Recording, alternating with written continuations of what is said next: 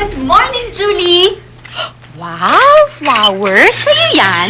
Hindi. Hindi pala sa'yo eh. Ba't kilig-kilig ka? Ay, kanino yan? Ewan ko, nakita ko lang dyan, wala namang card, walang pangalan. So, akin na to. Mystery flowers from my mystery man. Julie, akin na lang yan. Sa'yo? Ayoko nga. Ako nakapulot to tsaka tingin ko, bridal flowers to. So, according to tradition, ako na yung susunod na ikakasal. Julie, ang bata-bata mo pa. Hindi mo pa kailangan magpakasal. Ako naman, kailangan ng tatay ang mga anak ko, kaya akin na lang yan. Akin to! Akin! Akin na! Akin! Yun na lang, nahanap niyo na yan. Ha? Akala ko nawala na eh.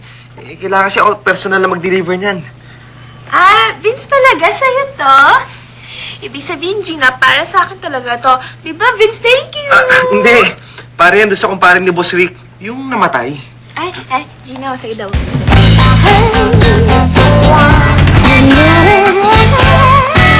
Alam mo, Pipay, sa palagay ko, hindi ka talaga bakla.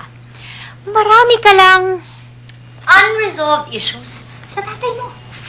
Gina, karamihan ng mga bading na kilala ko may mga issues sa fathers nila. But that's not the reason why I'm gay. I'm sorry. Nag-agree sa akin ang mami mo. Nag-usap kayo ng mami ko? Kailan? Yun, the other day tumawag siya, wala ka. Ayun. Nag-usap ka pa. Talaga? Pag-usapan niyo talaga ang personal life ko, ano? Ay, huwag kang magalit. I understand her. I am also a mother. Mahirap talaga magkaroon ng anak na tulad mo. Pero, alam mo, mamahalin ko pa rin ang anak ko kung tulad mo. Ay, sabi na nga ba, nag-away kayo ni Gina, no? Kaya pinagtatabuyan mo na naman siya. Pero alam mo, Pipay, may point naman kasi siya eh. Sabi na nga ba, nakakarating na sa'yo eh. So, totoo nga, lalaki ka na nga. Kailangan mo ba ng asawa?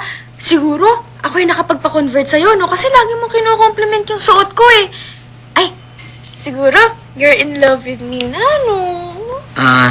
Julie, nothing is happening, oh. Flatliner, toot. Wala? Saan ba makate? Gusto mo kamuting ko? Ay, Gina naman eh. Sinisiraan mo ka sa federasyon pag naniwala sila na bumabaliktad ako. Naku, para akong traidor niyan. Ikaw yung nag-aaras ka kay Julie eh. Kasalanan mo na yun. Ako? Ako ang nangaharas? Ako nga yung na-violate? Well, ikaw na yung mag-explain sa nanay mo. Dahil nang tinawag ko siya, ay, tuwang-tuwa niya. Magpapadala daw siya ng cake. Ito ang bachelor's party mo. Yay!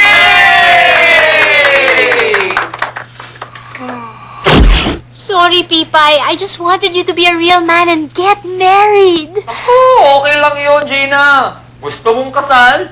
Bibigyan kitang kasal. Huh? Ano?